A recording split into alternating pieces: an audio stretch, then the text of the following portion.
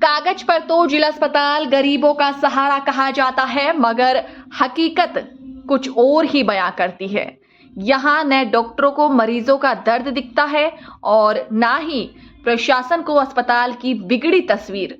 ताजा मामला जनपद मुजफ्फरनगर से सोमवार को उस वक्त सुर्खियों में आ गया जब एक समाज सेवी मनीष कुमार को खुद रिश्वतखोरी और अभद्रता का सामना करना पड़ा। आहत समाज सेवी आंखों में आंसू लिए अस्पताल परिसर में ही धरने पर बैठ गए। बेबस मां, घायल बेटा और सिस्टम की बेरहमी, मामला बेहद दिल को छू जाने वाला है। दरअसल एक गरीब महिला अपनी बेटे का इलाज कराने के लिए जिला अस्पताल के चक्कर काट रही थी। बेटे का एक्सीडेंट हुआ था और डॉक्टरों ने उसके पैर का ऑपरेशन करने की सलाह दी थी। महिला उम्मीद लेकर अस्पताल पहुंची, लेकिन वहां इलाज की बजाय उसे 2 दिन तक सिर्फ टकराया गया। तीसरे दिन डॉक्टरों ने अपनी असली मांग जाहिर की। ऑपरेशन तभी होगा जब नजराना मिलेगा। गरीब मां के पास पहले से ही फूटी कोड़ी नहीं थी, ऐसे में वह कहां से लाती। बेबस और हताश मां की आंखों में दर्द साफ झलक रहा था, मगर डॉक्टरों के दिल पर इसका कोई असर नहीं हुआ।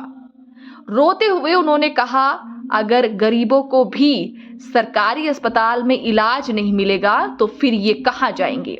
इस गरीब महिला के पास पैसे नहीं हैं, ऐसे में क्या ये अपने बेटे का इलाज कराए या अपनी इज्जत बचाए। डॉक्टरों ने पैसे मांगकर अपने पेशे की भी तौहीन की है। मनीष कुमार ने प्रशासन से इस पूरे प्रकरण की कड़ी जांच और दोषियों पर सख्त कार्रवाई की मांग की है। उनका कहना है कि ये दादागिरी कब तक चलेगी। जिला अस्पताल में गरीबों से ऐसे खुलेआम पैसे मांगना क्या इंसानियत है। गरीब तो आखिर कहां जाए। मुजफ्फरनगर का जिला अस्पताल आज सवालों के कटघरे में है। क्या ये सचमुच गरीबों का सहारा है या फिर भ्रष्टाचारियों का गढ़। प्रशासन के लिए यह घटना फिर से चेतावनी की तरह है कि अगर अब भी व्यवस्था न सुधरी तो गरीबों की जान के साथ खिलवाड़ यूं ही चलता रहेगा। हमारे बेटे का चोट लगी हुई है, गोड्डे का ऑपरेशन बोल रहा है। हम आए थे उसको लेकर, मैं कहा चल भाई सरकारी में हो जाएगा फ्री से। भाई गरीब छोटे बच्चे हैं, उसके कहाँ तक ला पाएगा इतना पैसा।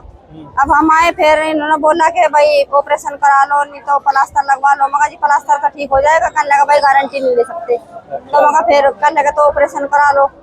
फिर हम कर लगे चलो करा लेंगे, कोई बात नहीं। कर लगे तो 2 दिन तो छुट्टी रहेगी, परसों आ जाना, सोमवार के दिन।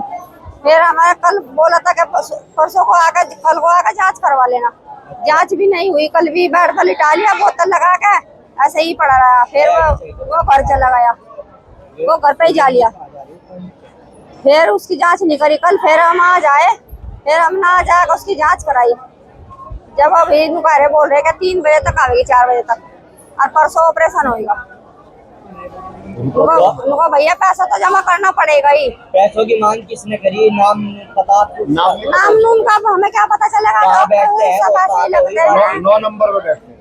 वहाँ पर बैठे थे जो, वहाँ भी और वहाँ पर भी कर रहे थे, जहाँ कागज जमा हो रहे करने के। भाई बिना पैसे के तो ऑपरेशन नहीं हो सकता। अच्छा, जैसे भी इन्होंने बताया कि आपको ये भी कहा अगर पैसे नहीं देने के ऑपरेशन नहीं होने का और दूसरा पैर खराब कर देंगे, इसमें कितनी सच्चाई है? ऐसी बात कही किसने? हाँ, ये बोल रहे थे कि तू ऐसा तो ऑपरेशन ढेर करा लेगी, फिर हुई।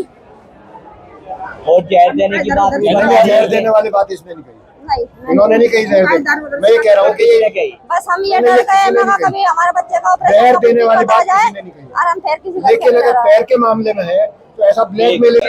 मेरा नाम मनीष कुमार है, मैं एक सामाजिक कार्यकर्ता हूँ। पिछले 50 साल से इन गरीबों में ही घूम रहा। मनीष जी, घंटे भर से धरने पे बैठे हैं आप, क्या पूरा मामला हुआ? मामला ये है कि लडुआ की है कुंती, इनका फोन आया। ये लडुआ की अनीता है। इन्होंने कहा मेरे लड़के का ऑपरेशन होना है। मैंने कहा तुम जाओ CMS से मिलना, मेरा नाम लेना। ये मिली, उसने तसल्ली से बात करी। फिर ये ब्लड अपना चेक कराने गई। पहले दिन ही आई थी, इससे 16,000 रुपए मांगे थे। रक्त वाले ने कहा, जो जांच कर रहा था, कि रुपए अगर जमा नहीं कराओगी तुम्हारा इलाज नहीं होने का। CMSO कोई हम किसी की नहीं मानते। किसने कही थी ये बात? ये एक जो रक्त पे था और एक यहाँ बैठा है 9 नंबर में, क्या नाम है? नाम बेटे मैं जानता नहीं उसका। जी।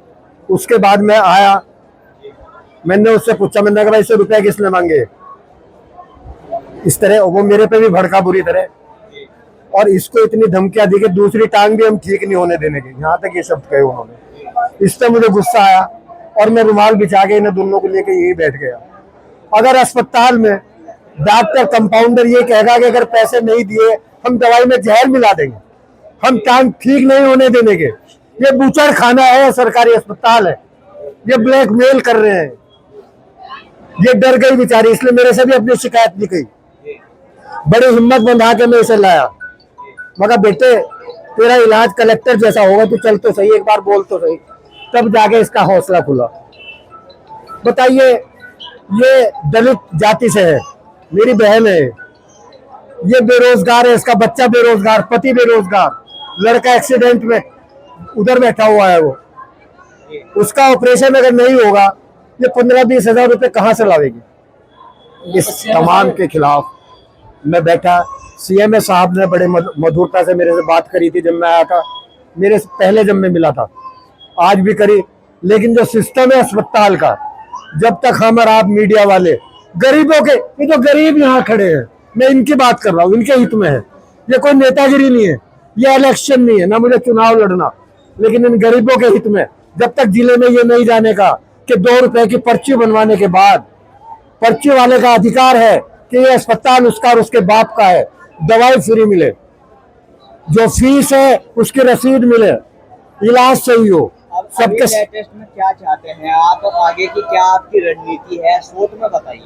देखिए, जहां तक रणनीति का सवाल है, सिस्टम में कोई रणनीति नहीं हो सकती। हम तो अपना दर्द है जो बयान कर रहे हैं, कोई फिर और कोई मामला आएगा फिर हम इस तरह से बैठ जाएंगे। ये स्थिति ऐसे ही चलती रहे। ये गरीब जो डरी हुई है, 15 किसी से बात हुई अधिकारी से? अभी हमसे किसी ने बात नहीं करी। एक आया था, वही धमकाता हुआ आया था, हमने कहा तो पुलिस बुला ले तब मैं जाऊंगा।